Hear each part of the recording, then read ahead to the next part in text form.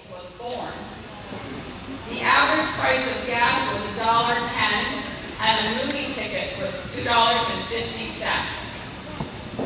And Mrs. Lucy Kozak began teaching at St. Stephen's.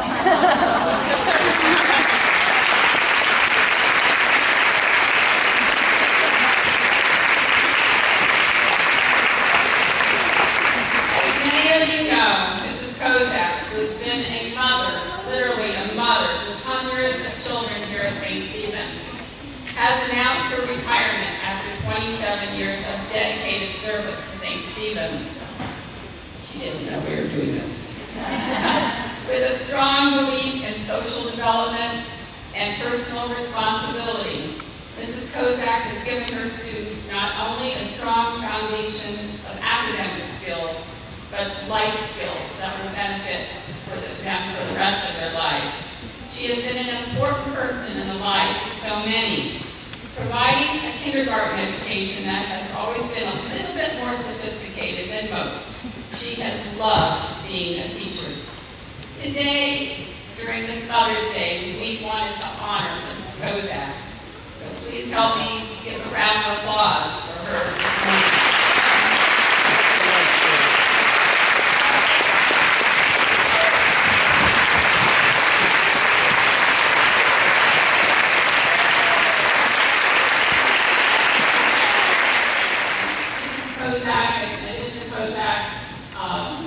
Many a night, children would be here in the kindergarten room as they grew up, literally in the kindergarten room for years and years. I'm graduating and I'm graduating.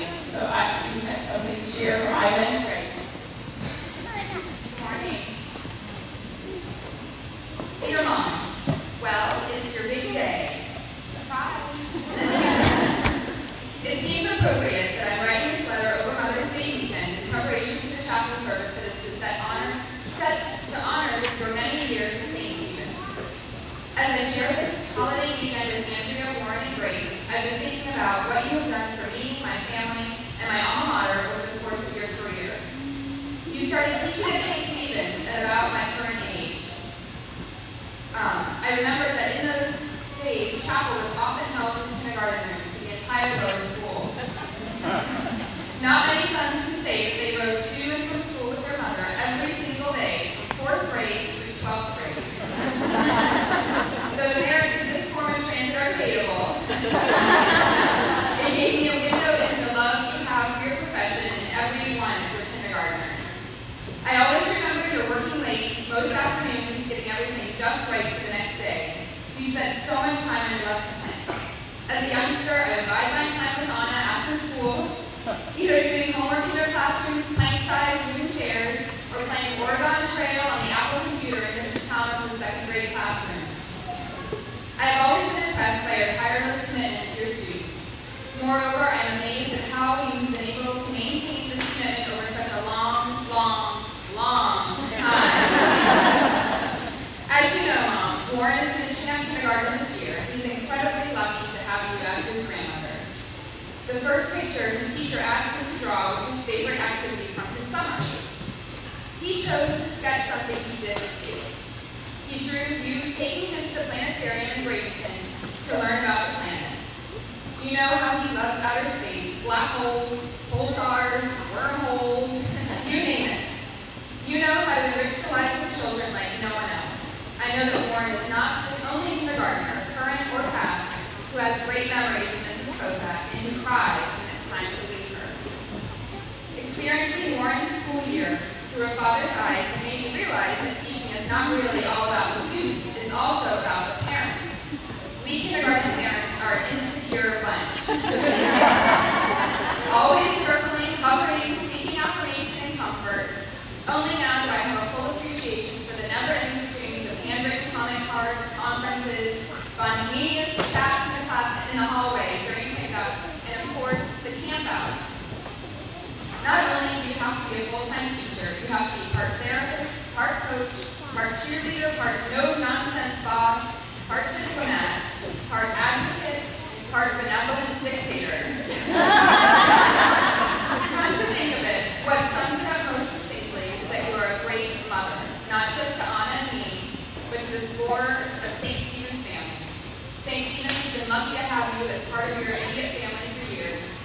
and it likely always will be. You have the chair to prove it. Congratulations, Mom, on a wonderful career. I love you. Your son,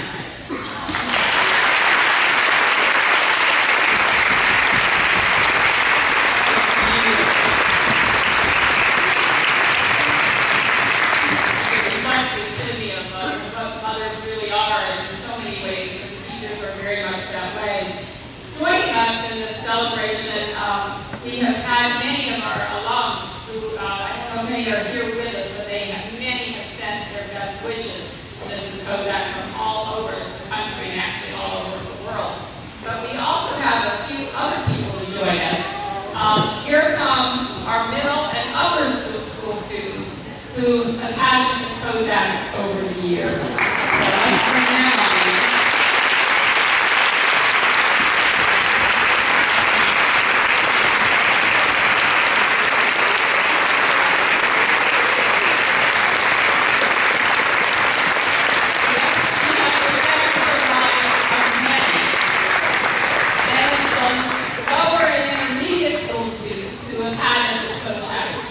So appreciative of what you have given to all of us and all of our children here at St. Stephen's.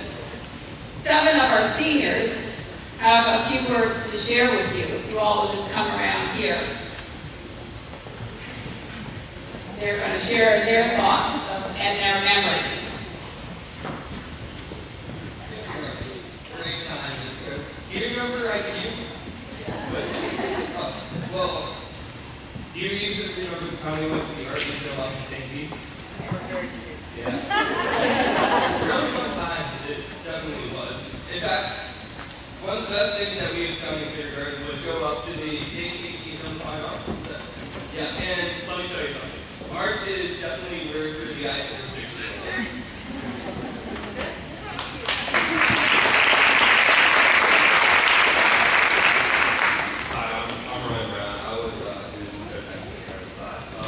I remember when we did a Friday 6th grade.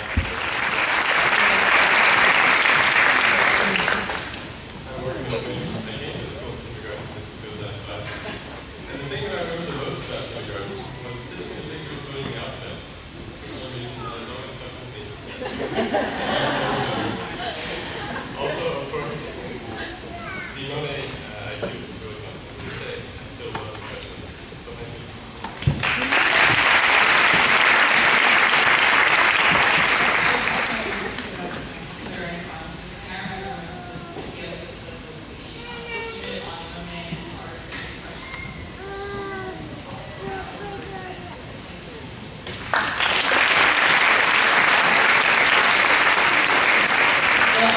Appreciate all of you kids coming down, and I know your directors are waiting for you to get back to class. So thank you very much. I know there are love and it's a program. Thank you.